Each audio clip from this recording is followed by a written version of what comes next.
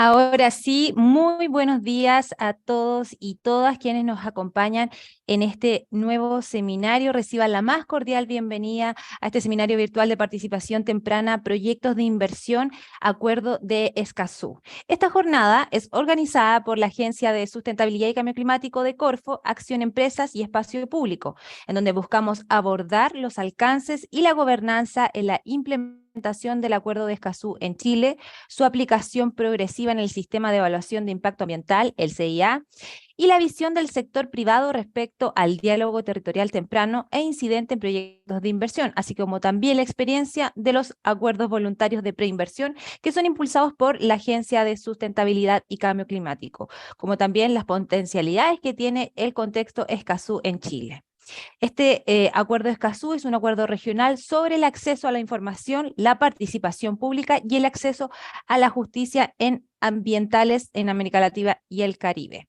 Mi nombre es Caterina Ortiz, soy jefa de comunicaciones estratégicas en la Agencia de Sustentabilidad y Cambio Climático y estoy muy contenta por estar a cargo de la moderación de este seminario. Les cuento que a través de los sitios web de la Agencia de Sustentabilidad, que es www.agenciasustentabilidad.cl y accionempresas.cl y sus respectivas redes sociales, vamos a publicar la grabación de este seminario y todas las presentaciones de los panelistas. Así que para que estén atentos ahí a las redes sociales y al sitio web. Bueno, y tenemos el gusto de saludar a todos nuestros panelistas invitados. Nos acompaña Andrea Sangüesa, quien es experta en participación ciudadana del Grupo Financiamiento Climático para América Latina y el Caribe. Tenemos No, también a Valentina Durán, directora ejecutiva del Servicio de Evaluación Ambiental. A Jimena Ruz, directora ejecutiva de la Agencia de Sustentabilidad y Cambio Climático. Luis Cordero, que se va a sumar en un ratito más, quien es director de Espacio Público, y Katy Miller, quien es gerente de desarrollo de Acción Empresas. Queremos contarles que cada integrante de este panel que nos acompaña hoy va a tener 10 minutos para su intervención y al final de todas las presentaciones se va a realizar una ronda de preguntas. Estamos transmitiendo por Zoom, pero también por YouTube, por lo que vamos a recopilar las preguntas tanto de Zoom en la plataforma de preguntas y respuestas. Ahí nuestros panelistas van a poder responder directamente a sus preguntas o bien a través de la sección que vamos a dejar al final de todas las presentaciones y también lo pueden hacer a través del canal YouTube. Así que los invitamos a sumarse y hacer sus preguntas respecto a este tema tan importante hoy en día. Eh, Además, les quiero contar que vamos a iniciar este seminario con la exposición de Andrea Sangüesa. Andrea tiene una valiosa experiencia en los últimos 30 años trabajando como consultora internacional y es asesora de diferentes ONGs y gobiernos en la planificación estratégica, el desarrollo de programas, procesos participativos, divulgación, campañas de promoción, sistematización de información y redacción de informes. Ella fue representante del público en Escazú y actualmente se desempeña como secretaria de Escazú en la CEPAL. En esta jornada, Andrea va a abordar los principios fundamentales del Acuerdo de Escazú, su implementación en Chile y las experiencias en América Latina. Bienvenida, Andrea, y te recuerdo que tienes 10 minutos para tu presentación. Deberías poder presentar, así que probemos si es que puedes compartir tu pantalla. sí, puedo compartirla. Muy buenos días, muchas Perfecto. gracias por la invitación. Solo especificar que soy parte del equipo del secretariado Escazú, no soy la secretaria de Escazú, acá es un equipo trabajando. Entonces, bueno, voy a compartir mi pantalla. Listo, ahí. Bueno, lo que me pidieron presentar en estos 10 minutos son los tres derechos de acceso, que es el corazón, digamos, la parte sustantiva del Acuerdo de Escazú, y brevemente decir de qué se trata cada uno de ellos, y también decir algo sobre su nivel de implementación o sobre su situación concreta en general en Chile y en los países de América Latina. Bueno, entonces, lo primero que les quiero mostrar es cuál es la estructura del acuerdo, que ustedes la pueden ver acá, ¿cierto? Esto es un acuerdo de carácter vinculante, eso quiere decir que tiene que ser ratificado por los países y luego tiene que ser formalizada esa ratificación en la Oficina de Tratados Internacionales de las Naciones Unidas, porque esto está bajo el paraguas de las Naciones Unidas, ¿cierto? La CEPAL, la Comisión Económica para América Latina y el Caribe, es parte de las Naciones Unidas. Entonces, como todo acuerdo vinculante, tiene esta parte general que ustedes pueden ver ahí, y la parte sustantiva son 2 artículos sobre acceso a la información ambiental, que voy a explicar en un poquito más de detalle.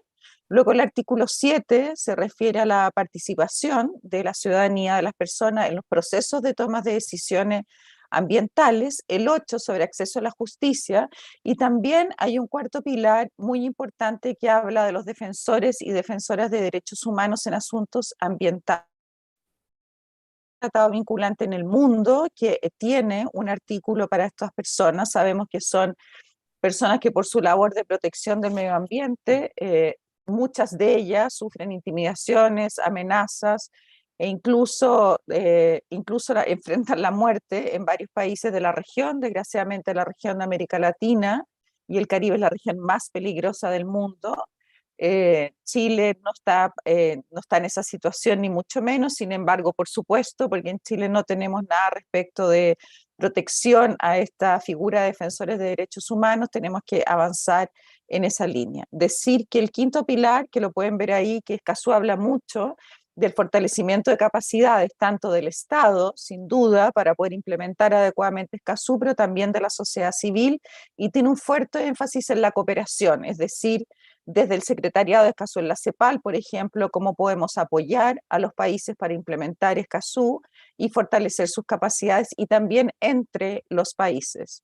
De hecho, hoy día la CEPAL está trabajando con 5 países que ya han ratificado Escazú, que son estados parte, entre ellos Chile, y por lo tanto lo estamos apoyando con diseñar una hoja de ruta, cuáles son los primeros pasos que Chile debe dar para poner en marcha, ¿cierto?, el acuerdo de Escazú, que incluye acciones como hacer un análisis jurídico de la situación del país y la identificación de aspectos de brecha, digamos, que están en Escazú y que Chile hoy día no tiene, etcétera. Entonces, este es el marco general del acuerdo, son 26 artículos y este es el acuerdo.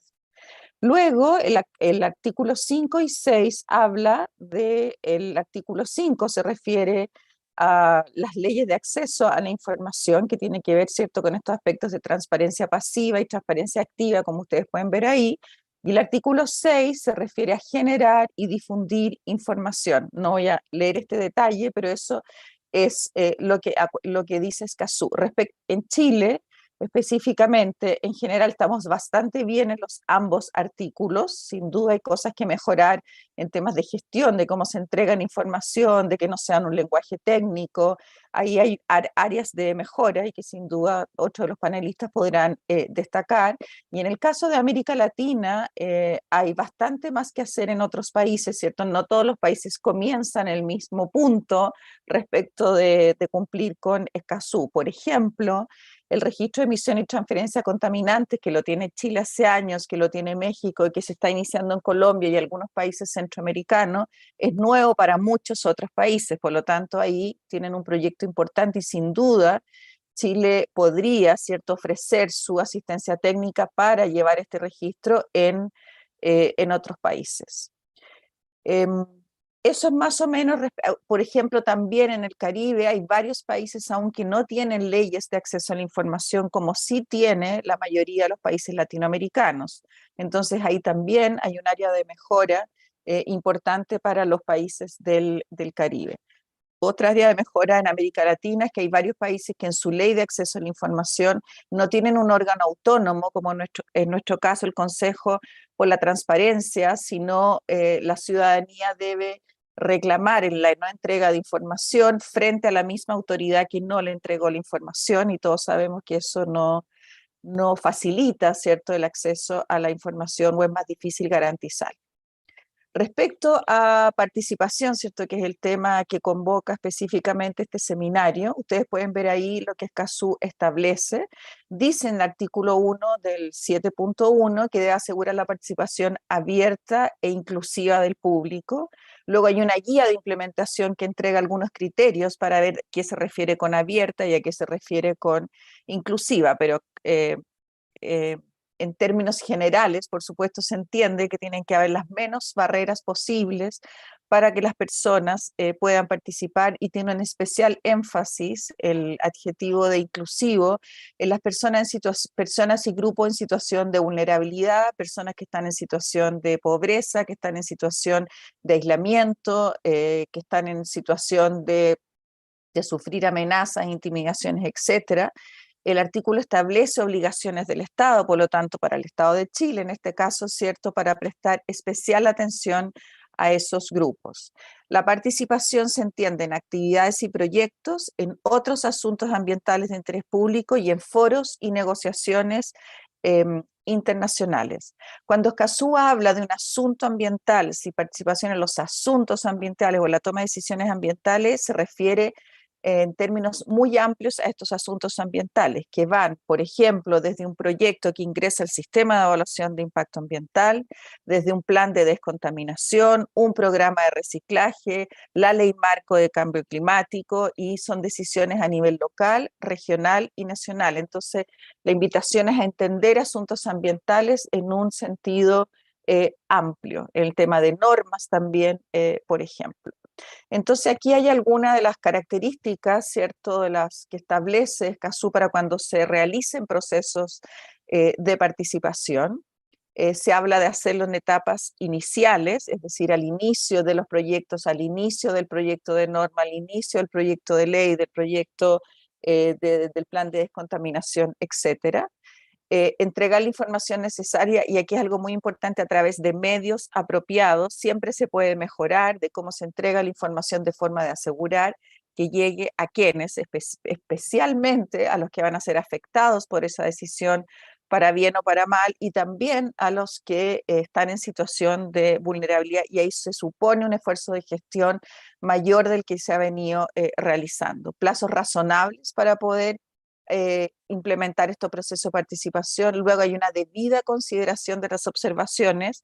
Eso quiere decir que el Estado tiene la obligación, ¿cierto?, de revisar, el compromiso de revisar las observaciones que resulten de estos procesos de participación, ya sea dentro del sistema de evaluación de impacto ambiental u otros, de nuevo, como una norma, una ley, etcétera, y dar una respuesta fundada a esas observaciones. Ahí Chile también puede, bueno, ver mejoras que se pueden hacer en esa línea, y en general lo mismo respecto de condiciones propicias y consideración especial de personas en situación de vulnerabilidad, pero sin duda los otros panelistas, ¿cierto?, podrán hacer más detalle. Respecto de América Latina, en general la región va a tener que avanzar bastante en cumplir con estas disposiciones del convenio.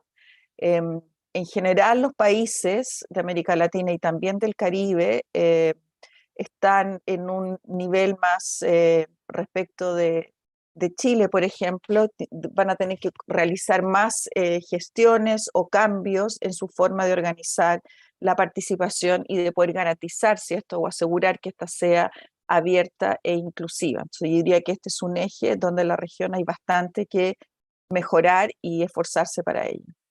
Luego el artículo 8, ¿cierto?, habla de acceso a la justicia, ya sea en instancias judiciales y también en instancias administrativas. Es interesante que destaca los mecanismos alternativos de solución de controversias en asuntos ambientales, en los casos que proceda, y quizás ahí también, ¿cierto?, Lucho Cordero nos puede hablar más de ello. Y también un tema que es importante de abordar en distintos países de la región para poder cumplir con las disposiciones de acceso a la justicia es el número 2, el que habla de que no tenga costos prohibitivos.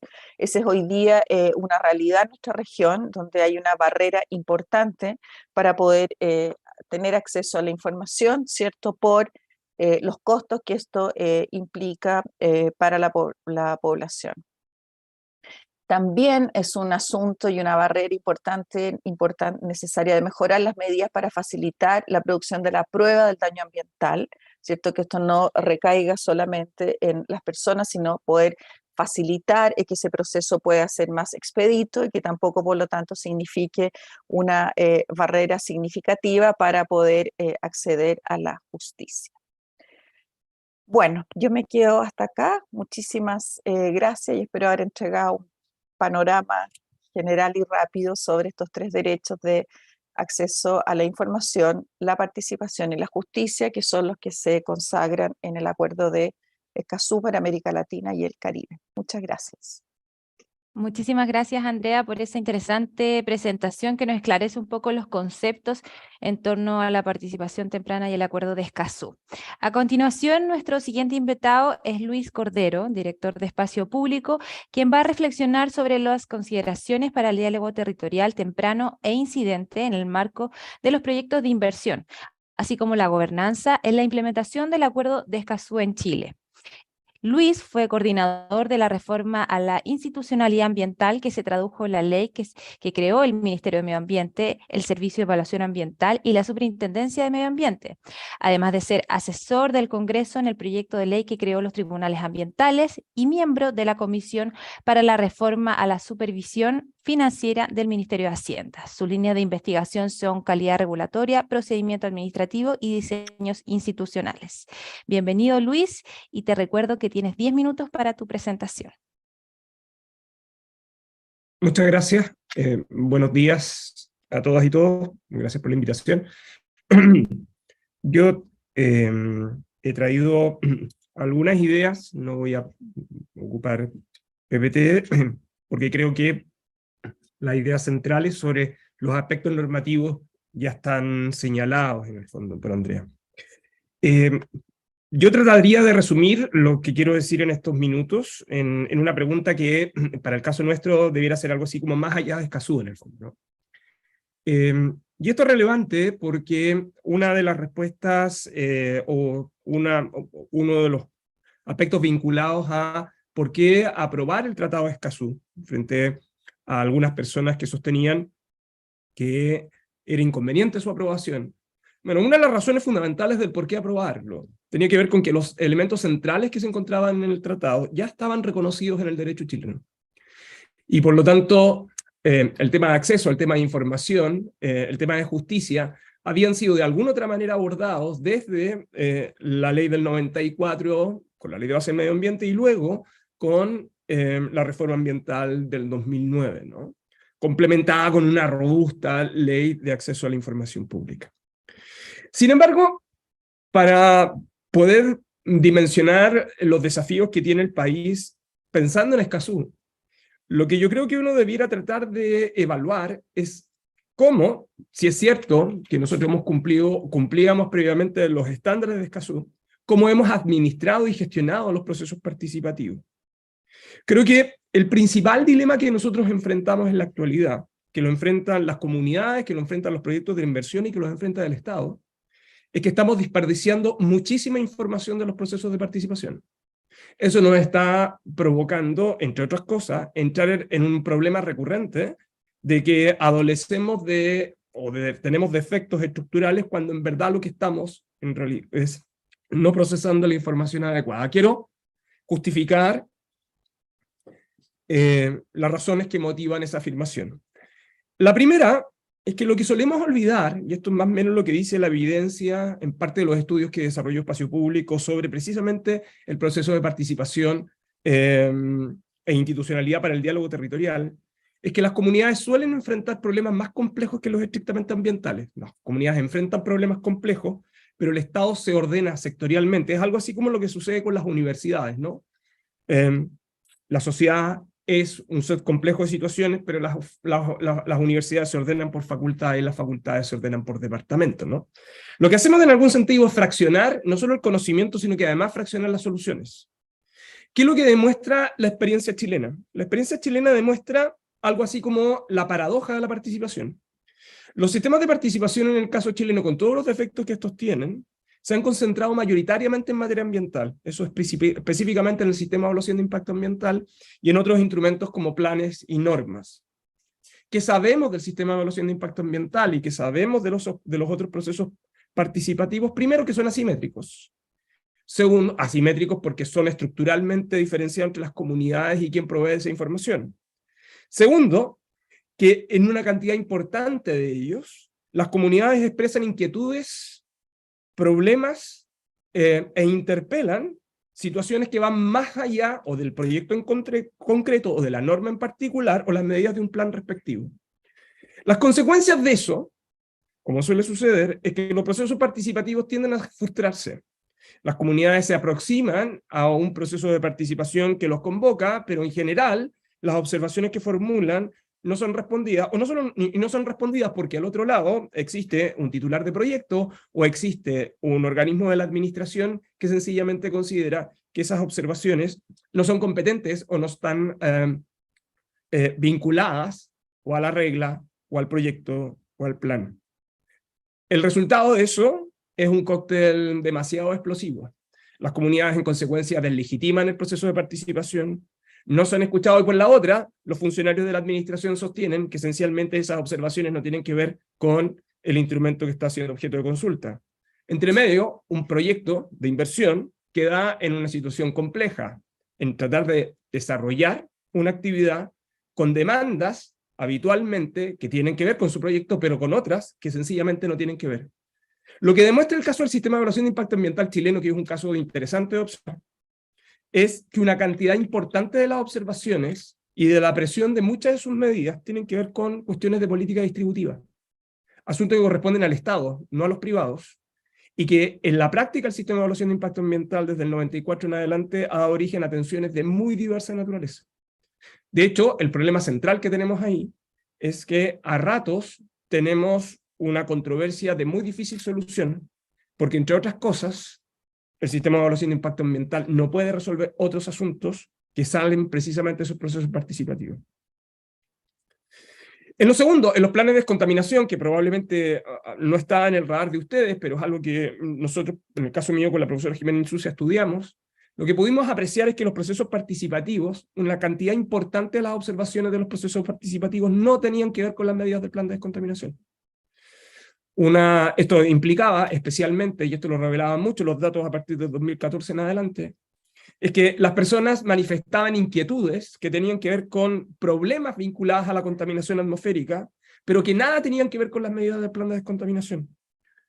Lo que demuestra los trabajos que por lo menos nosotros desarrollamos con la profesora Insuncia, es que no hay una correlación entre las observaciones de la comunidad y las medidas de un plan.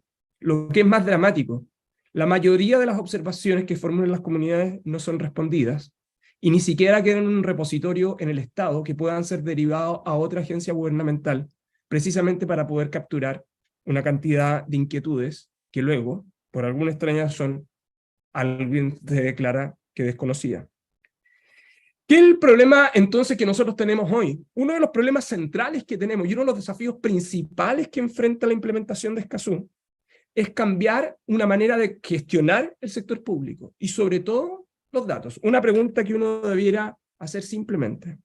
¿Dispone el Estado de un repositorio de datos o de información donde contenga las observaciones de los procesos participativos que permita discriminar qué observaciones además están vinculadas a otras cuestiones de política pública y que de algún modo permitan orientar otro tipo de instrumentos, no sé, políticas de desarrollo local, política de desarrollo regional, el planeamiento urbanístico?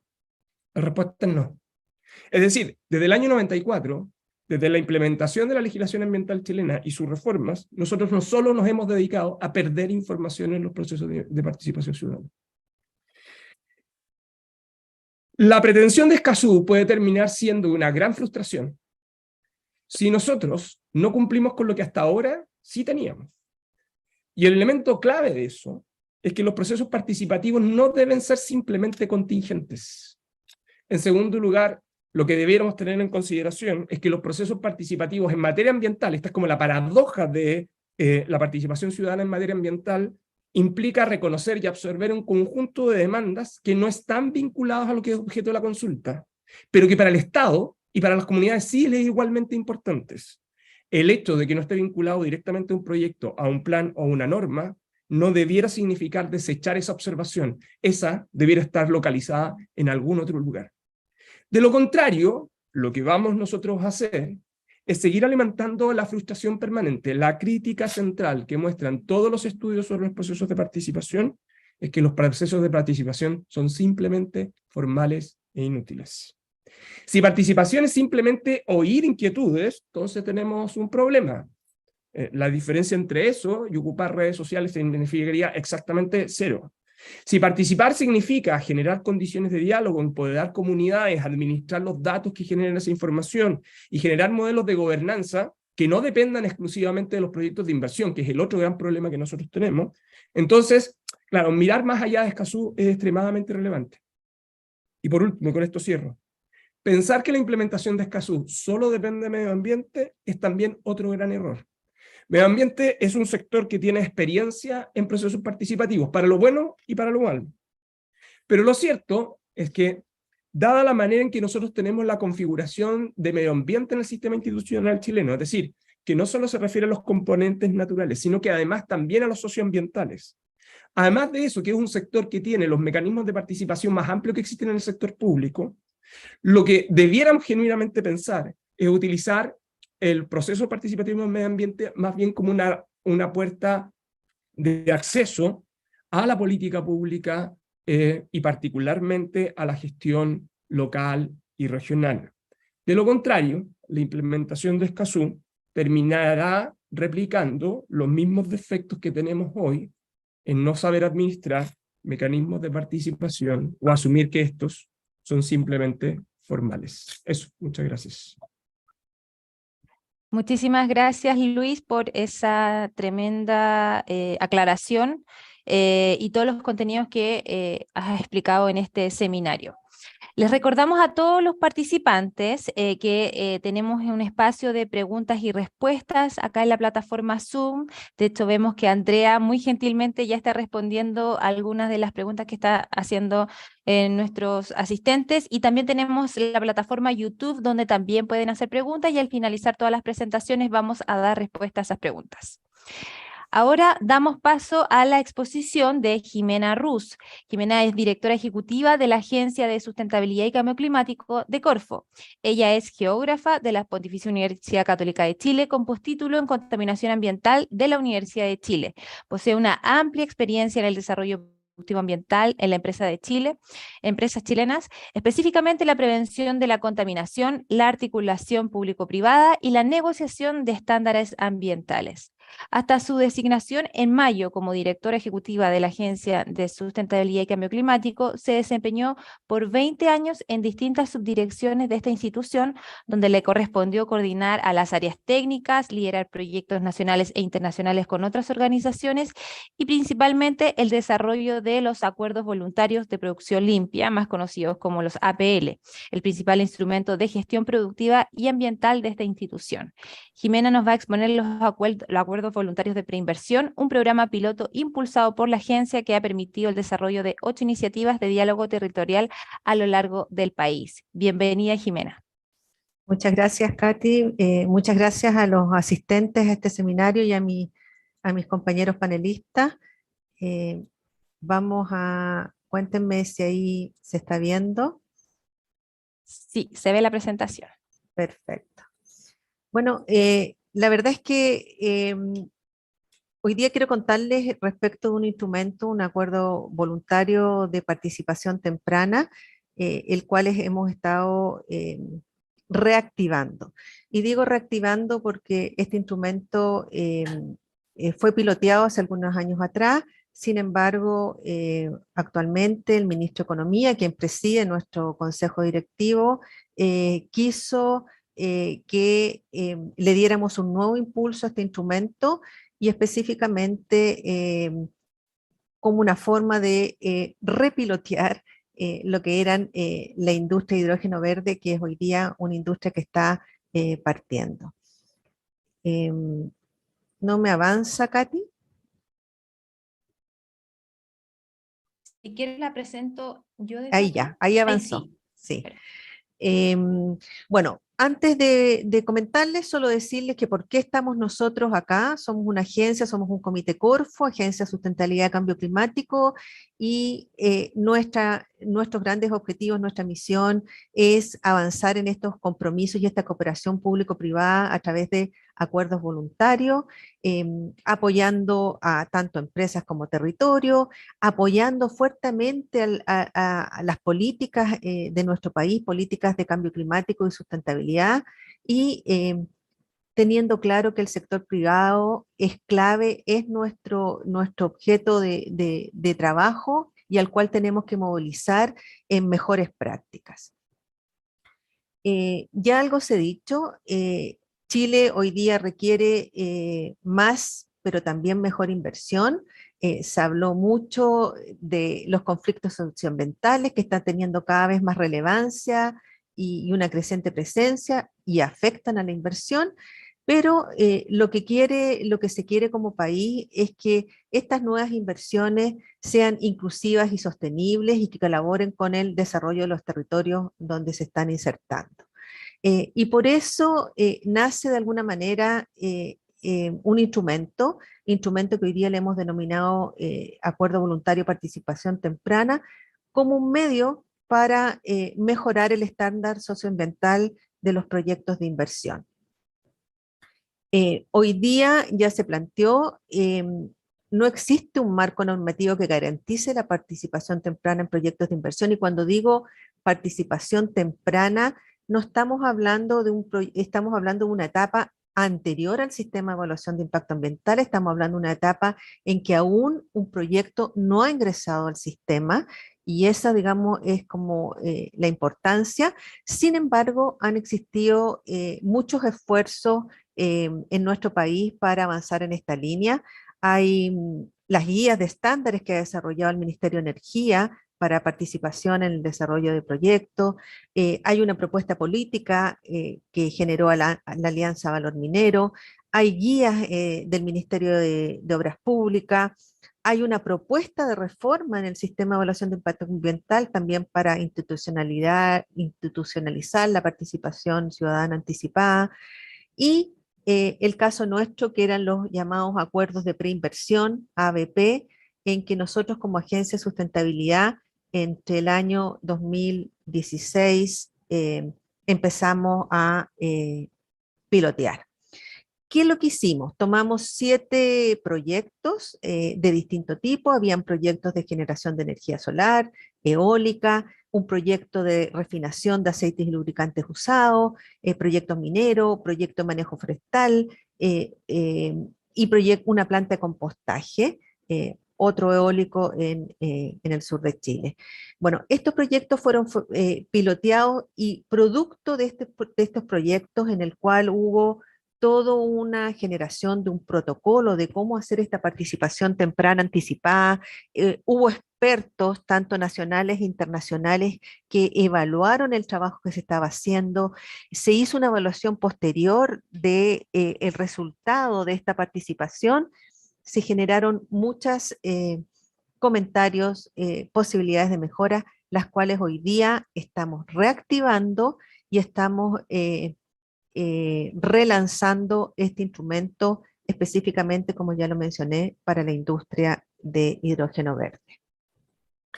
¿Qué es un acuerdo voluntario de participación temprana? Es un diálogo temprano en que, en este caso, la Agencia de Sustentabilidad y Cambio Climático tiene un rol garante del Estado que promueve una construcción de un acuerdo entre las empresas, las comunidades locales, los grupos de interés, en el marco de un proyecto de inversión en una fase temprana. ¿Ya? ¿Cuál es nuestro propósito? Mejorar los estándares socioambientales del proyecto y establecer relaciones constructivas en el largo plazo. O sea, entendemos que si hay un nuevo proyecto de inversión, esta relación tiene que ser una relación permanente en el tiempo con las comunidades que están ahí presentes. Hay ciertos principios orientadores que regulan todo este proceso, que es tener incidencia en las decisiones de ambas partes, comunidades, organizaciones, actores, stakeholders, inclusión, o sea, todos los grupos relevantes tienen que estar incluidos con una representación de todos los actores y sus intereses. Tiene que haber igualdad de oportunidades. De alguna manera necesitamos que los actores conozcan, entiendan de lo que se está pensando en invertir, en crear, en desarrollar una educación mutua. Tenemos que tener un lenguaje tal que permita que sea entendido el proyecto en en las complejidades que cada uno de ellos tenga, y transparencia y acceso a la información. Hay ciertos elementos clave en el cual esta metodología considera.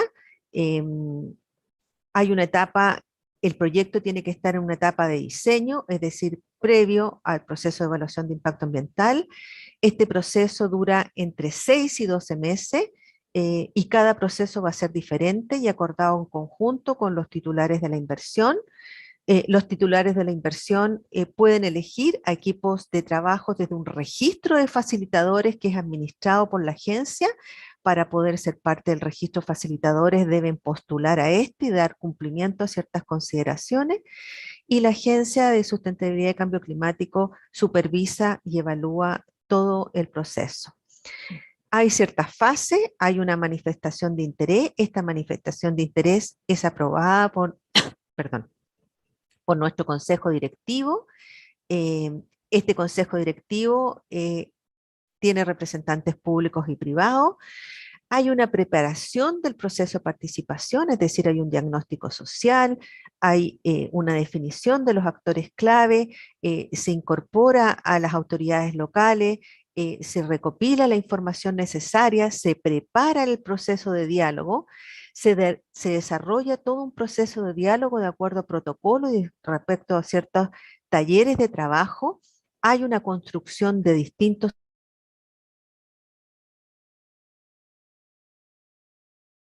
una firma del acuerdo por parte de todos los participantes en esta actividad. Posteriormente hay una evaluación externa de este proceso de diálogo. Queremos saber si ese proceso de diálogo se hizo de acuerdo a las consideraciones y al estándar establecido en este protocolo de participación temprana, y su posterior ingreso al sistema de evaluación de impacto ambiental, en el cual la agencia, como garante de este proceso y como certificador de que este proceso de diálogo se hizo de acuerdo a este protocolo, entrega un documento a la empresa para que lo incorpore dentro del sistema. Posteriormente hay una implementación del acuerdo y evaluación en conjunto. Aquí entendemos que estos acuerdos logrados van a ser parte de la propuesta, el proyecto que ingresa al sistema de evaluación de impacto ambiental y posteriormente en la resolución de calificación ambiental. Hay varios actores involucrados, hay ministerios que son parte de nuestro consejo directivo y que toman conocimiento en una etapa muy inicial de esta idea de apoyar a esta participación temprana, la agencia que tiene este rol garante y este rol de controlar los distintos procesos que se van generando. Hay un equipo de facilitación a través de un registro que tiene que ejecutar e implementar el protocolo que está detrás. Hay un titular y su equipo de trabajo que se ponen a disposición con la información necesaria para que el equipo de facilitación pueda entregar la información de acuerdo al proyecto. Hay gobiernos locales y representantes de organismos con competencia ambiental que también están aportando la información propia del lugar. ¿Cuáles son los ámbitos en los que se logra este acuerdo? Este acuerdo es un documento escrito que que establece este diagnóstico, este proceso de análisis de cómo se trabajó, pero lo más importante es que establece ciertos acuerdos logrados con la comunidad y lo que nosotros piloteamos, producto de estos 7 proyectos anteriores, es que podemos dividir estos acuerdos en 4 grandes líneas.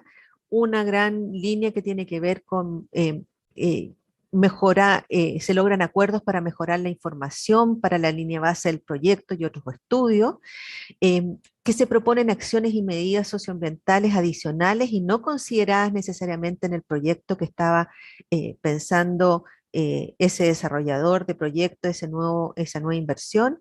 Hay una contribución del proyecto al desarrollo local y hay priorización de medidas de beneficio local, y hay también ciertos compromisos de continuidad, de participación de la comunidad en el proyecto mismo una vez que ya esté operando.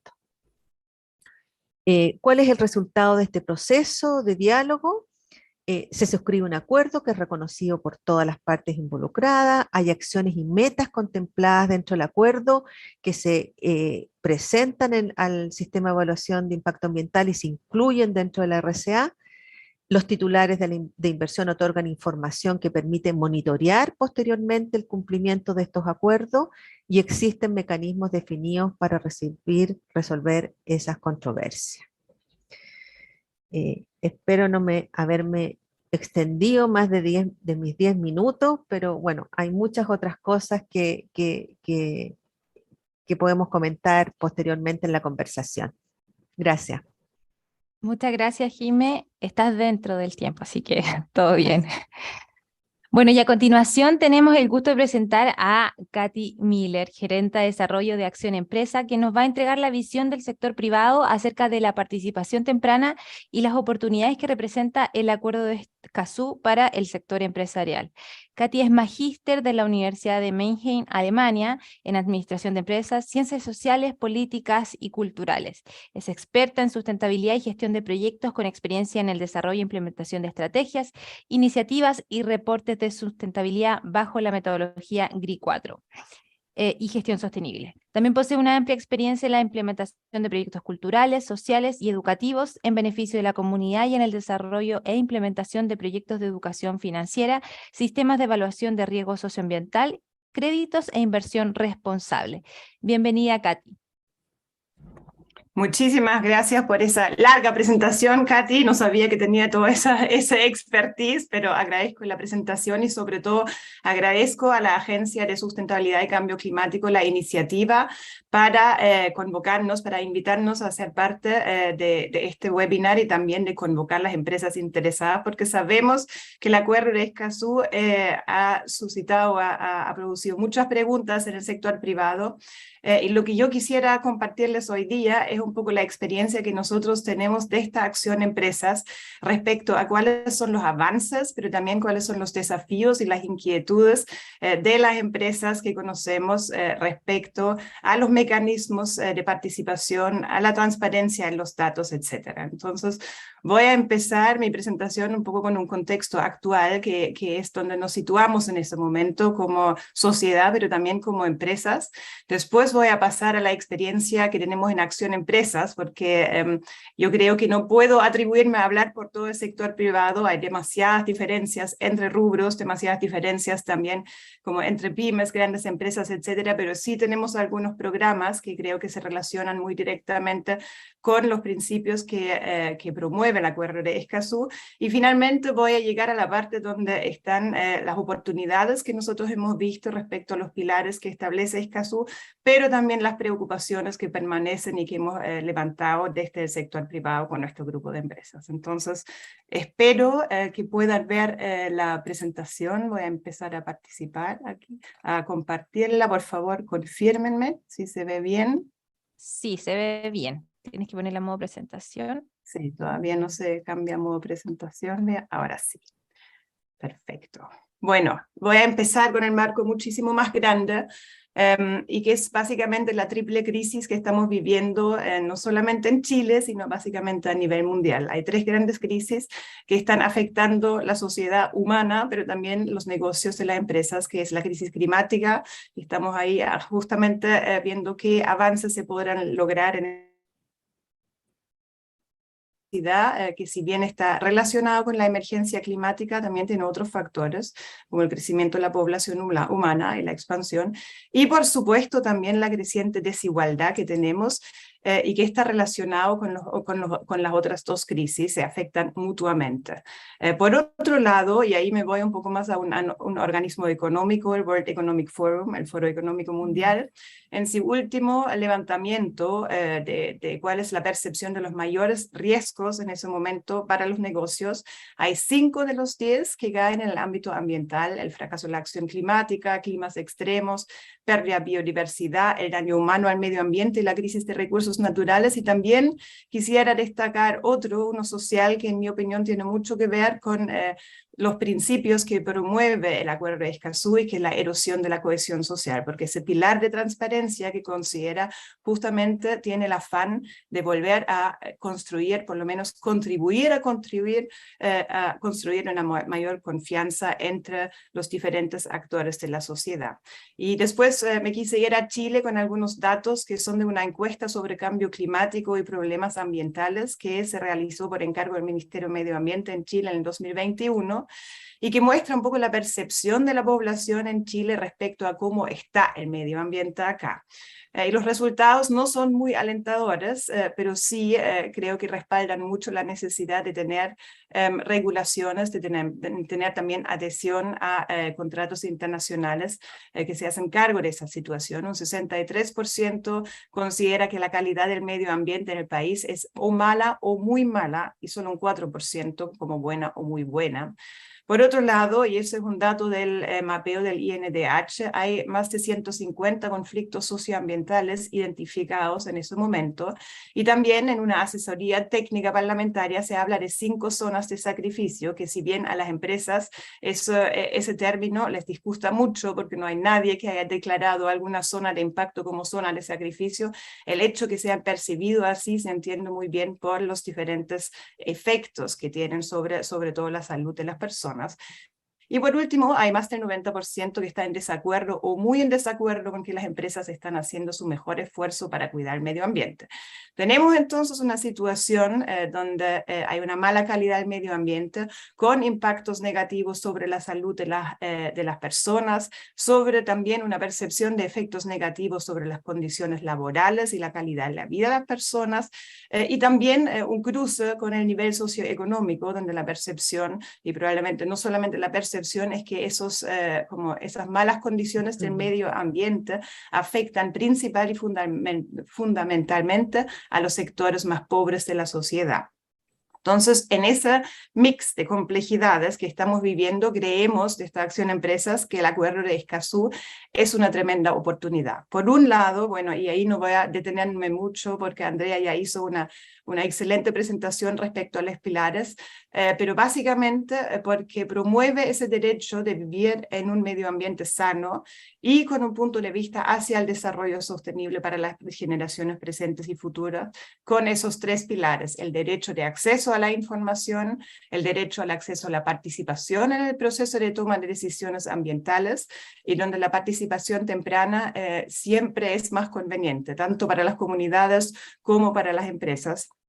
Y también, por supuesto, el acceso a la justicia en materia ambiental. Y también puse esos 2 puntos que quizás no son tan reconocidos como pilares, pero no menos importantes: la protección y defensa de los activistas de derechos humanos ambientales, y también el fortalecimiento de las capacidades y de la colaboración, que van a ayudar mucho a promover la implementación de ese acuerdo. ¿Por qué hablo de eso? Porque para nosotros como Acción Empresas, la sostenibilidad empresarial está en el corazón de nuestro quehacer. Estamos trabajando ese tema en conjunto con una red de empresas desde hace 22 años. Somos también representantes o parte de una red del Consejo Mundial para el Desarrollo Sostenible, el capítulo chileno, pero que nos permite ver que en otras partes del mundo hay problemas muy similares que se están enfrentando. Y en ese sentido, como nuestra experiencia, o también lo que les quiero compartir hoy día, proviene en gran medida de ese trabajo con las empresas socias, 120 empresas socias, en su mayoría son empresas grandes, muchas con presencia nacional, de diferentes rubros: generación energética, minería, pero también servicios, logística, etc. Entonces tenemos una visión bien amplia, pero sí hay un criterio que quizás debo mencionar: que esas empresas socias en general tienen estándares de sostenibilidad más exigentes que el promedio, también entre otros porque eso ocurre muchas veces entre las organizaciones internacionales y las mayores, porque tienen más recursos que dedican desde hace más tiempo también a la sostenibilidad social y ambiental. Entonces, ¿cuál es la relación del Acuerdo de Escazú que nosotros hemos identificado con nuestros focos de acción en el ámbito ambiental, social y de gobernanza, ESG? Bueno, nosotros trabajamos en 6 líneas temáticas y yo destaqué ahí en rojo las 3 líneas temáticas que sentimos son muy relacionados de una u otra manera con los principios o con las ideas que promueve el Acuerdo de Escazú. Por un lado, la línea temática y el programa de cambio climático con sus adaptación y biodiversidad, donde hay muchas acciones concretas hechas y otras muchas por hacer, sobre todo en biodiversidad. En el ámbito de gobernanza, quisiera destacar el programa que se asocia con la línea temática ética y gobernanza, porque lo que se promueve ahí, además del compromiso del directorio, es una mayor transparencia, es una mayor reportabilidad de las empresas, y eso tiene mucho que ver también con prevenir las greenwashing, porque son, en nuestra opinión y también de las empresas socias que lo hacen en serio, son tóxicos realmente para la reputación de la sostenibilidad empresarial y de las acciones que se hacen a plena conciencia. Y por eso nosotros creemos que sí hay que hablar de las acciones que se toman, pero siempre fundamentado en la acción, no de la intención, no de la palabra, sino fundamentado con datos que se reportan a los grupos de interés. Y por último, pero no por último, porque creo que es la línea Escazú, tenemos el programa de territorios sostenibles, que justamente está basado primero en el relacionamiento con las comunidades, con la recomendación siempre de empezar idealmente antes de la implementación de un proyecto, y también de un diagnóstico colaborativo territorial, para también abordar la faceta de la colaboración, de la articulación con otros actores, sean eso ONG o fundaciones locales, pero también con los actores municipales que están en el territorio. Y lo que sí, y ahí sí me voy a detener un poquito más como marco transversal, nosotros trabajamos, por supuesto, con la Agenda 2030, pero también con un enfoque en derechos humanos y empresas. Y ese enfoque en derechos humanos y empresas sentimos que está muy recogido también en cómo está formulado el Acuerdo de Escazú.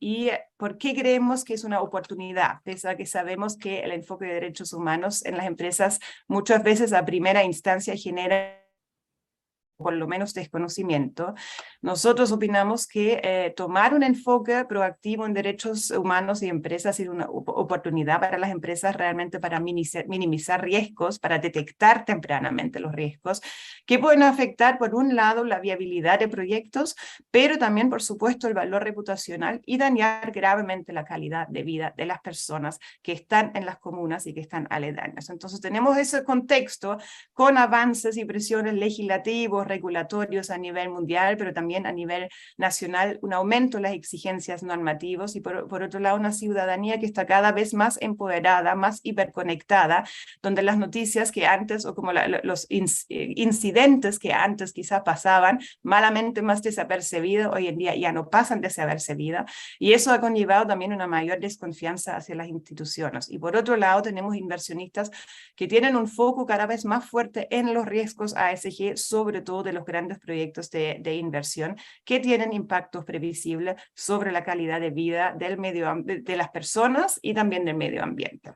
Entonces ahí está, creemos, una gran oportunidad, y solamente para los que no han tomado tanto ese foco, ¿cuál es el deber de las empresas ahí? Es respetar el Estado, y ahí me repito también un poco a lo que dijo Luis antes, el Estado tiene el deber de proteger las personas contra los abusos sobre los derechos humanos por otros actores, incluyendo las empresas, con políticas, con legislación, con regulaciones, y las empresas a su vez tienen el deber de respetar esos derechos humanos en toda su cadena de valor, y parte de los derechos humanos son, por ejemplo, el derecho a vivir en un ambiente libre de contaminación, y por eso tienen que actuar con debida diligencia, tienen que abordar los impactos negativos, y en caso de que no se tome o no resulte ese principio precautorio, tienen que asegurar también el acceso a la remediación en caso de que se produzcan efectos negativos.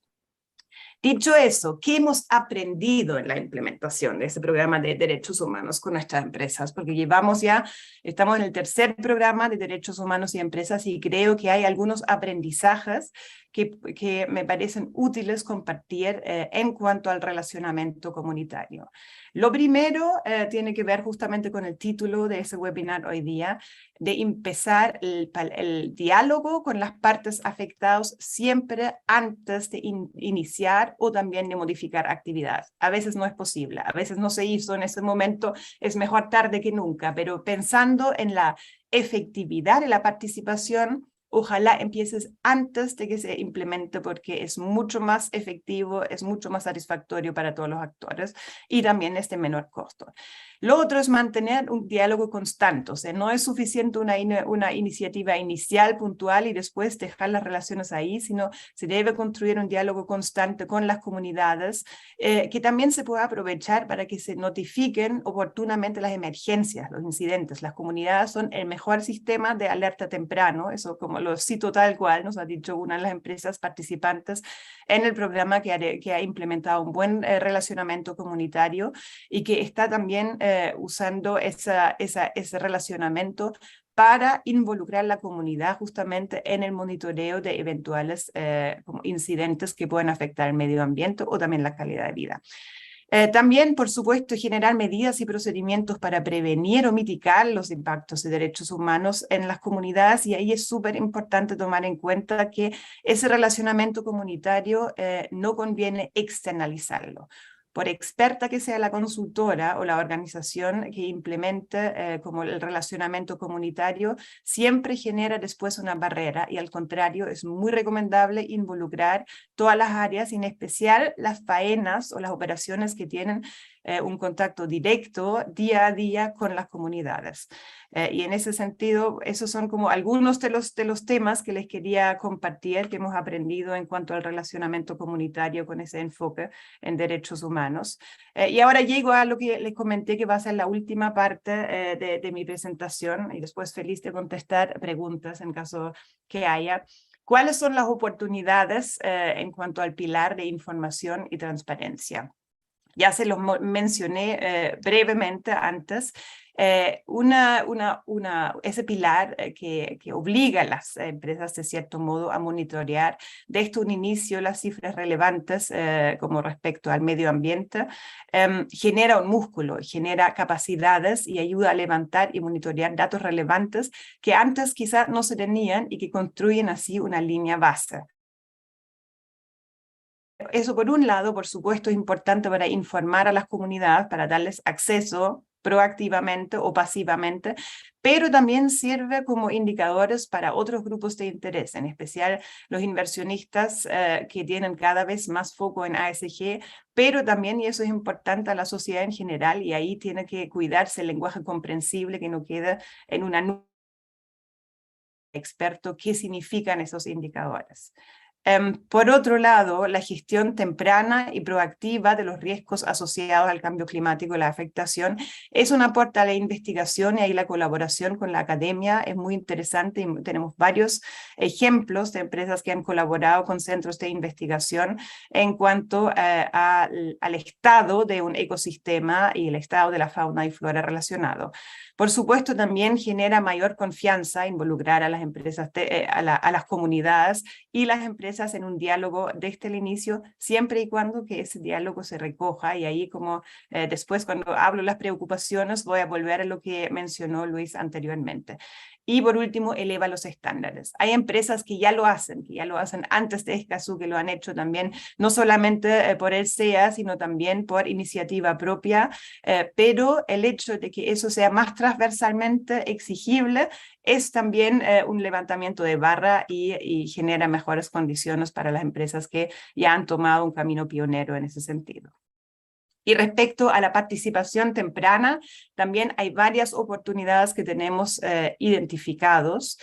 Por un lado, lo temprano es clave ahí, por lo que dije antes. Ajustar eso, porque esa participación permite ajustar un proyecto para mitigar o prevenir tempranamente los riesgos reales o potenciales que puedan afectar los derechos de la persona. Mientras más tarde, más caro es modificar un proyecto, más dañino también puede ser el potencial efecto y eso puede conllevar reparaciones, judicialización y efectos graves sobre la salud y el bienestar de las personas.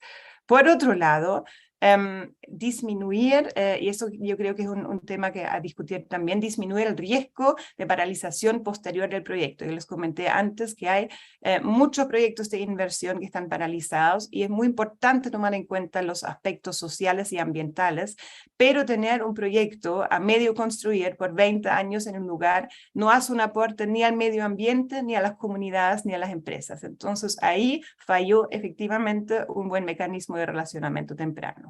Después, la generación de estándares socioambientales mínimos que sean compartidos por los grupos de interés, por la empresa y con las comunidades. El sistema nuevamente de alerta temprana para potenciales riesgos. Ahí quiero dar un ejemplo de una minera que me pareció muy interesante, que involucró los arrieros que están en el territorio, que se mueven en el territorio donde está la mina, para generar o para entregarles información sobre el estado de los glaciares, la rapidez del derretimiento, el estado de los glaciares, y eso a su vez en un sistema conectado genera bastante precisamente alertas tempranas para potenciales riesgos. Bueno, también fortalece las capacidades de las empresas para llevar adelante esos procesos continuos. ¿Sí?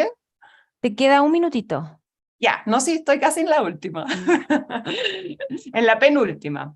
Fortalece las capacidades las empresas para llevar adelante ese proceso y permite a la empresa conocer el territorio, saber dónde están realmente, quiénes son las contrapartes, con quiénes tratan y cómo pueden aportar al bienestar territorial, para con eso construir realmente una mayor confianza con las comunidades. Pero esa confianza tiene condiciones y esa confianza no se produce automáticamente, sino tiene que ver con la credibilidad del proceso y con la implementación del proceso. Y ahí vengo a mi último slide, que tiene que ver con las preocupaciones que hemos visto desde las empresas y que también compartimos. Por un lado, en cuanto a la información y los datos a compartir, una de las preocupaciones iniciales son el tiempo, los recursos necesarios para levantar esa data, que a veces ni siquiera existe, y para publicarlo, que es un costo menor. Poder cumplir también con los estándares, o sea, entender cuál es el estándar en cuanto a calidad y cantidad de información que debo cumplir como empresas, y también el riesgo, evidentemente, de interrupción de las operaciones que existe siempre. En cuanto a participación, una preocupación que hemos visto muchas veces es despertar demasiadas expectativas sin poder responder a ellas. Yo creo que ahí la presentación de Luis fue muy clara. Efectivamente, eso es una gran preocupación de parte de las empresas. Muchas veces impacto directo del proyecto, la iniciativa, y eso le puede perjudicar gravemente la credibilidad del proceso. También hay exigencias poco realistas o no relacionadas con el proyecto en sí de parte de las contrapartes, y por otro lado, y eso también es un tema que se ha reiterado, a veces cuesta a las empresas tener claridad respecto a quiénes son los actores y cómo tomar en cuenta los diferentes actores en su diversidad, que a veces tienen intereses que incluso son contradictorios. Entonces, eso dificulta también lograr acuerdos concretos, y a veces incluso genera relaciones conflictivas, no solamente con la empresa, sino también entre los diferentes representantes. Y eso, en el peor caso, obviamente, como puede retrasar o paralizar los proyectos, que para la empresa claramente es una tremenda preocupación. Con eso termino mi presentación y bueno, te paso la palabra de vuelta, Catherine. Muchas gracias. Muchas gracias, Katy, por esa tremenda presentación también. Finalmente, tenemos el gusto de presentar a Valentina Durán, que es directora ejecutiva del Servicio de Evaluación Ambiental. Valentina es abogada de la Universidad de Chile, con magíster en Derecho Ambiental de la Universidad de París. En el ámbito profesional se ha desarrollado como abogada, asesora y consultora ambiental para diversas instituciones privadas y públicas, nacionales e internacionales. Integró la Comisión Nacional del Litio en 2014 y participó como experta de las negociaciones del Acuerdo de Escazú. En esta instancia, Valentina nos va a hablar sobre la implementación progresiva del Acuerdo de Escazú en el sistema de evaluación de impacto ambiental. Y les recordamos que luego de estas exposiciones vamos a pasar a la ronda de preguntas. Muchas gracias, Catherine, por la presentación, y quiero agradecer a Acción Empresa, a la Agencia de Sustentabilidad de Cambio Climático y a Espacio Público por esta invitación en un tema muy trascendente y que en lo personal me motiva y me moviliza mucho. También es un honor compartir este foro con una de las madres del Acuerdo de Escazú, como es Andrea Sangüesa, ¿no es cierto?, que hoy día está en la CEPAL, pero que desde la sociedad civil apoyó este proceso desde sus inicios, así que es en gran parte responsable de la existencia de este acuerdo. Y por supuesto con Jimena Ruz, con su destacada trayectoria, Katy con el trabajo muy importante que hacen desde Acción Empresas, y mi colega el profesor Luis Cordero. Bueno, dicho esto, quisiera plantear en primer lugar que es un momento, y basta leer los diarios, ¿no es cierto?, de mucha presión al sistema de evaluación de impacto ambiental. Estamos en un momento, por una parte, de triple crisis, como lo ha dicho las Naciones Unidas, una crisis climática. En estos días se está desarrollando la COP27, una emergencia climática, y hemos escuchado las palabras ya cada vez con mayor dramatismo, ¿no es cierto?, cada vez que empieza una COP, porque realmente estamos hablando de una emergencia climática. A eso se une una crisis de contaminación y una crisis de pérdida de biodiversidad. Y si esto fuera poco, ¿no es cierto?, estamos en un contexto global muy complejo, ¿no es cierto?, con guerra y con una situación económica difícil en términos globales y por supuesto en términos nacionales, lo cual pone evidentemente mucha presión en el sistema de evaluación de impacto ambiental, y en eso quiero destacar las palabras del presidente Gabriel Boric, quien ha señalado que la evaluación de impacto ambiental y los permisos ambientales no son un obstáculo o una barrera al desarrollo, sino que una condición del desarrollo sostenible. Dicho eso, también importante, y antes, para poner en contexto, antes de empezar a hablar del Acuerdo de Escazú, el sistema de evaluación de impacto ambiental es un instrumento de tercer orden. En el servicio nosotros implementamos política pública, pero sin lugar a dudas que a mayor densidad normativa, y mientras mayor participación efectiva exista en las definiciones de política pública y en las definiciones normativas, cuya aplicación debemos asegurar en la evaluación de impacto ambiental de manera preventiva, más fluida es la evaluación, ¿no es cierto? Eso por parte de la construcción de las políticas públicas y de las normas cuya implementación nosotros debemos asegurar. Y por otra parte también podemos constatar que mientras más robustos técnicamente sean los proyectos de inversión que ingresan al sistema de evaluación de impacto ambiental, y mientras mejor relacionamiento tengan con las comunidades a las cuales van a impactar, más fluida también es su evaluación. Entonces existe, cuando hablamos de participación, existe dos dimensiones, ¿no? Por una parte, el relacionamiento que deben y que desarrollan, ¿no es cierto?, los titulares de proyecto, y que mientras antes se relacionen con las comunidades a las que van a impactar, digamos, siempre va a ser mejor, digamos, y lo decimos cada vez que tenemos la ocasión de dialogar con el sector privado, que no lleguen a conocer, ¿no es cierto?, a esas comunidades, a esas personas cuando están ya ingresando su proyecto al sistema, sino que lo hagan mucho antes. Y eso por una parte la dimensión privada, pero por otra parte está la obligación de asegurar este derecho humano, que es el derecho de acceso a la participación, que ya hoy día está en el Acuerdo de Escazú, que, bueno, que ya es parte de nuestro ordenamiento jurídico, y desde luego ya está promulgado, ¿no es cierto?, y publicado el decreto muy recientemente.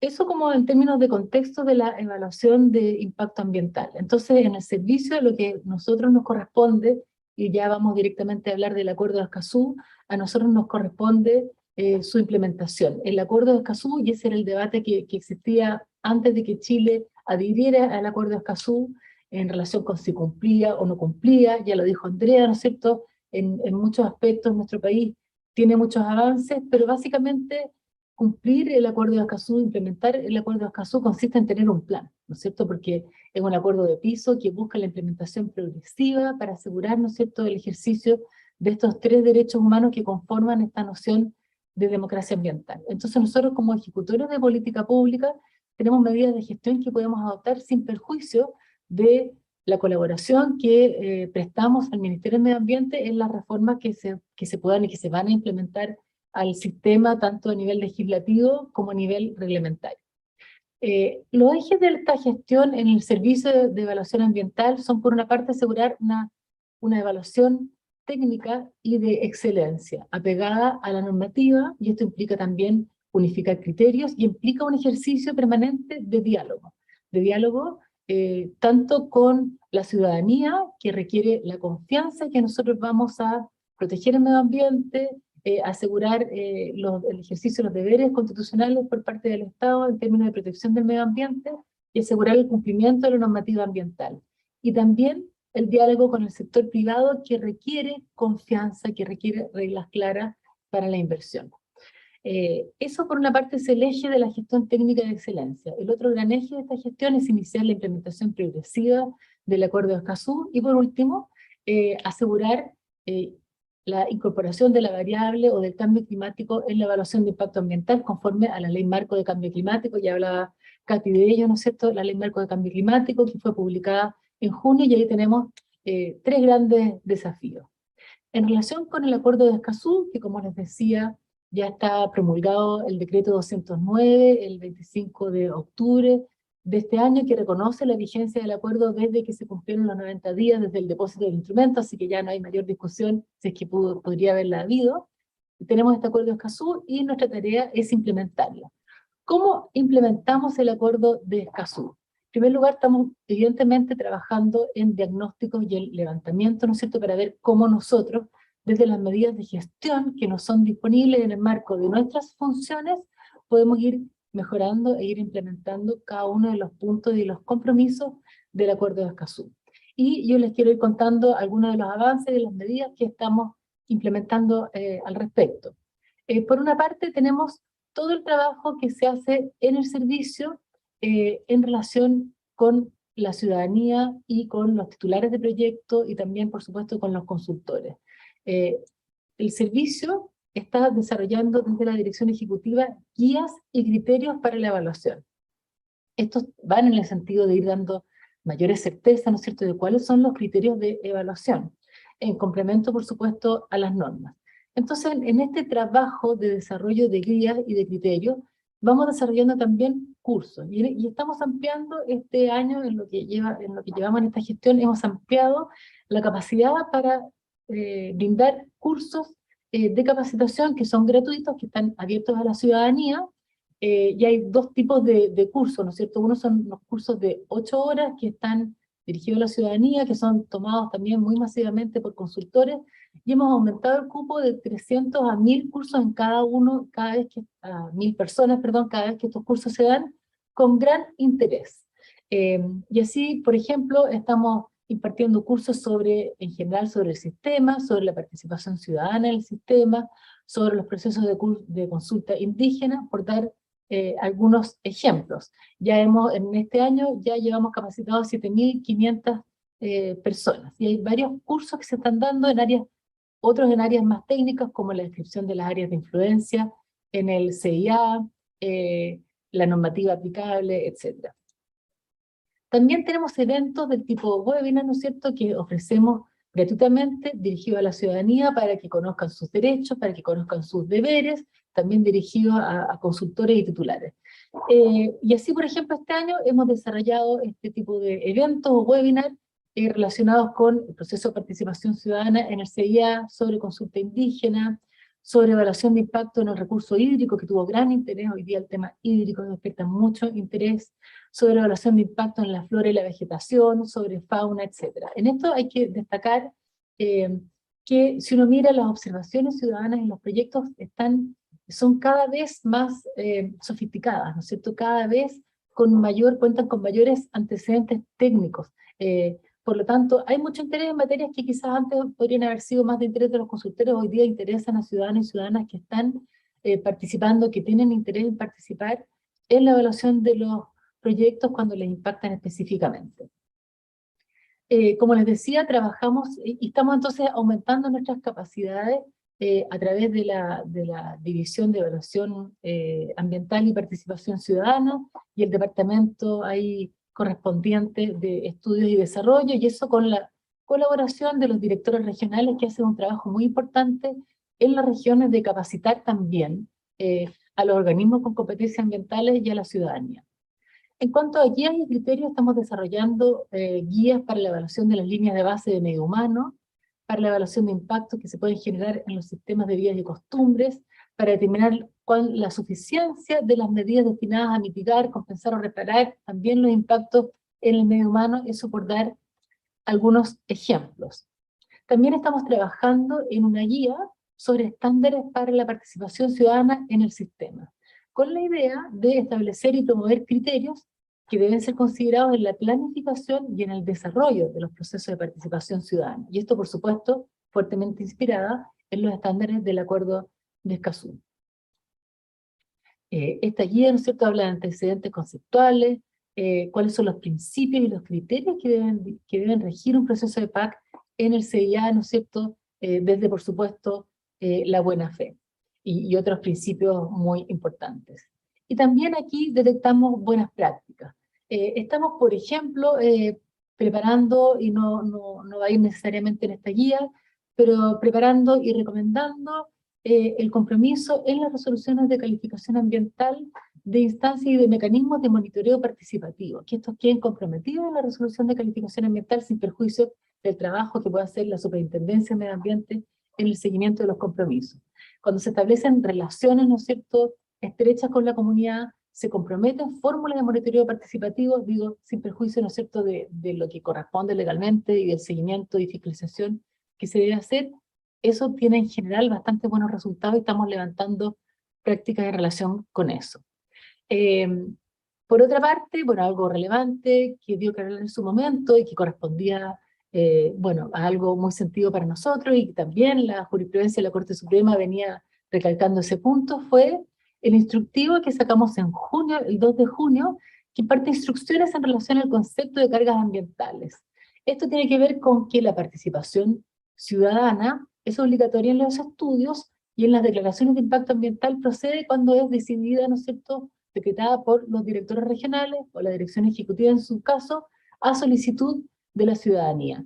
Aquí lo que buscó este instructivo es ampliar los criterios y el entendimiento de los criterios legales para proceder y autorizar un proceso de participación ciudadana, es decir, facilitar la participación ciudadana cuando hay comunidades que quieren participar, abrir las puertas, digamos, con un criterio lo más amplio posible. Y en esto yo quiero destacar también la excelente disposición, aún sabiendo los recursos escasos que siempre existen en la administración pública, la excelente disposición de los funcionarios y funcionarias del servicio que sabían que esto era un cambio necesario, aun cuando está implicando que hay más procesos hoy día de participación ciudadana, y eso es más trabajo, es más carga, pero existe aquí en el servicio un compromiso y una fuerte convicción de cómo estos procesos de participación ciudadana ayudan al desarrollo de los proyectos. Estamos también trabajando en guías como una guía para la evaluación ambiental en los sistemas de vida y costumbre, ya lo mencioné, un instructivo también en la contratación de asesores técnicos en el marco de la participación ciudadana y la consulta indígena, también por dar algunos ejemplos. También trabajamos, hemos certificado aquí en la dirección ejecutiva, tenemos una Valentina. certificación, ¿me queda un minuto? Sí. No, ya, perfecto.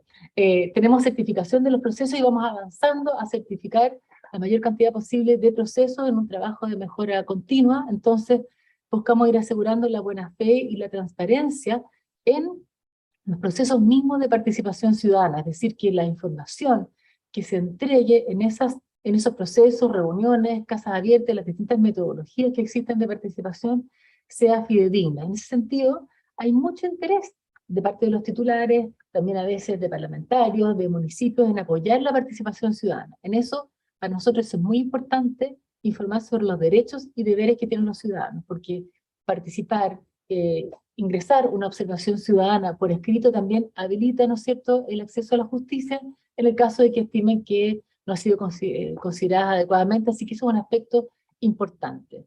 Y también estamos haciendo esfuerzos, y esto es un trabajo de largo aliento, ¿no es cierto?, en mejorar el lenguaje simple y claro al alcance de la ciudadanía, en mejorar las resoluciones, que son efectivamente muy largas, entonces hay un trabajo de cómo mejorar el formato de las resoluciones de calificación ambiental.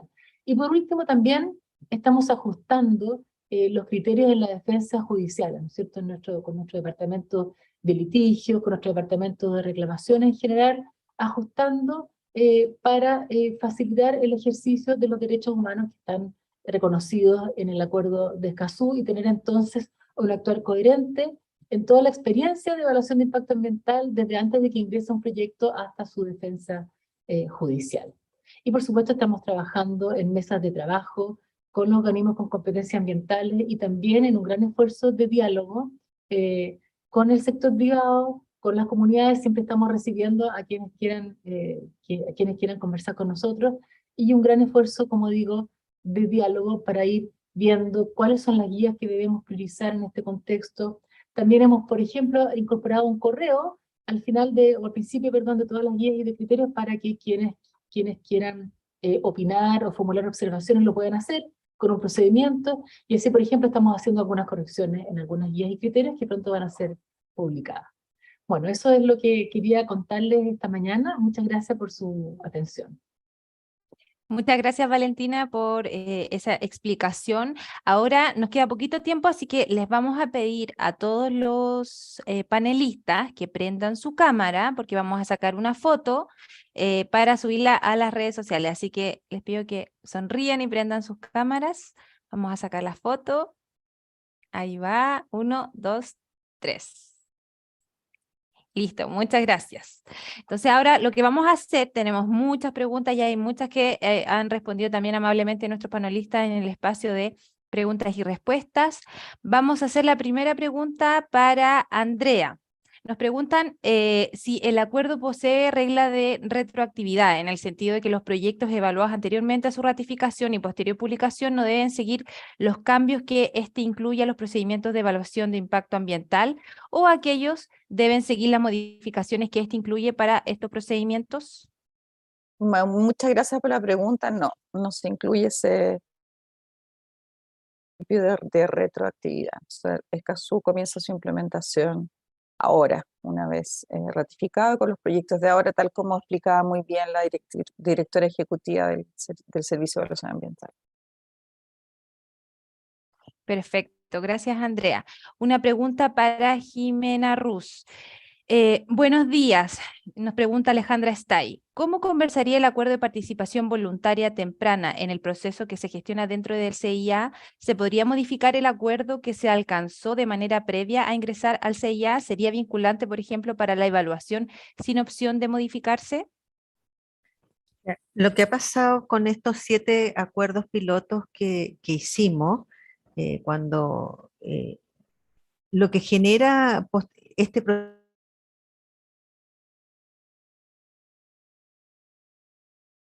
escrito es el que se presenta por parte de titular en el capítulo descripción de acciones realizadas previamente a la presentación de la IA. Por lo tanto, al ingresarlo en ese marco de acción, en ese capítulo, digamos, del proyecto que ingresa al SEA, pasa a ser después vinculante a algunas de las acciones que están ahí señaladas. Eso es lo que hemos hecho hasta ahora. Perfecto, gracias, Jime. Una pregunta para Luis. Nos pregunta Pablo Zapata si existirá un decreto supremo, como en el caso del convenio 169 de la OIT, para la implementación efectiva del Acuerdo de Escazú en Chile. No lo sé, eso habría que preguntarle al Ministerio de Medio Ambiente. Yo lo que sí diría, que yo creo que no es necesario en este caso, entre otras razones por lo que explicó muy bien la directora y Andrea, porque Escazú implica una implementación del acuerdo progresivo que se da en distintos instrumentos, y yo creo, sí, lo único que diría es que aprendamos del pasado, y es que Escazú y la participación ciudadana no es solo el sistema de evaluación de impacto ambiental, sino vamos a seguir replicando el mismo problema que tenemos desde 1994, en que todos los problemas ambientales nuestros se llaman sistema de evaluación de impacto ambiental. Hay un mundo fuera del sistema de evaluación de impacto ambiental, y parte de nuestra tragedia, creo yo, es seguir reduciéndolo a eso. Entonces, por lo mismo, yo creo que la implementación progresiva responde más bien a un plan que al ejercicio de la potestad reglamentaria. Eso. Gracias, Luis. Hay una pregunta respecto a la vinculación de el 169 y Escazú. Nos pregunta para Katy Miller, Ana Bustos, desde la plataforma Zoom. ¿Cuál es la estrategia que usted sugiere para activar la participación entre comunidad y el sistema de financiamiento del proyecto? Ya, muchas gracias. Estaba justamente mirando esa pregunta porque yo creo que ahí hay, como no se deben confundir las cosas. Una cosa muy importante es activar la participación entre la comunidad y la empresa que implementa el proyecto para generar esa participación temprana, para generar el acceso a la información. Y otra cosa es dar cuenta de ese proceso y de las conclusiones a que llega ese proceso hacia los inversionistas. Y eso se hace a través de los reportes de sostenibilidad, a través de reportes integrados o también, en el caso sobre todo cuando eso no resulta, a través de los medios de comunicación que también dan cuenta de los casos que son más conflictivos y ahí los inversionistas en general reaccionan o con tasas más altas o derechamente como sin financiar el proyecto. Entonces, si bien son dos grupos de interés que tienen diferentes miradas sobre un proyecto de inversión. La comunidad evidentemente está preocupada por el impacto positivo o negativo que ese proyecto puede tener en su vida cotidiana sobre sus comunidades y sobre el territorio donde habitan. Y los inversionistas, por otro lado, están viendo cómo la empresa es capaz de integrar esas observaciones, de integrar también como esas visiones y esas aspiraciones en su proyecto para disminuir el riesgo de paralización o para disminuir el riesgo también de que se generen daños importantes sobre los derechos de las personas que habitan ahí.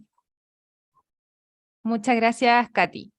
Y vamos a hacer una última pregunta de Andrés Duclos, que le pregunta a Valentina.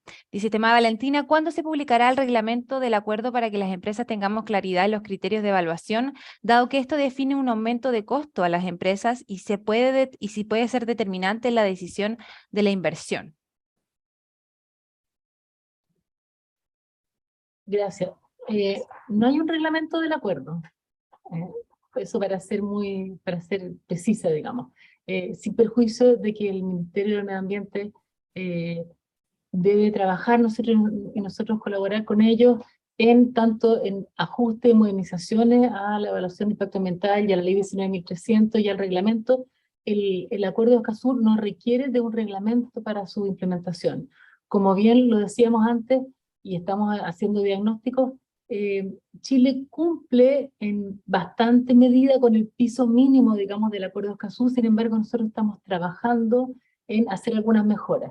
Una de las mejoras es la que expuse, es decir, hay un criterio más abierto para acceder a las solicitudes de participación ciudadana en el caso de las declaraciones de impacto ambiental. Sin embargo, no se han producido hoy día modificaciones legales, ¿no es cierto?, que tengan que ver con otro tipo de estándares de participación ciudadana. Esos son procesos que justamente en el marco del acuerdo de Escazú no se hacen a puerta cerrada ni de un día para otro.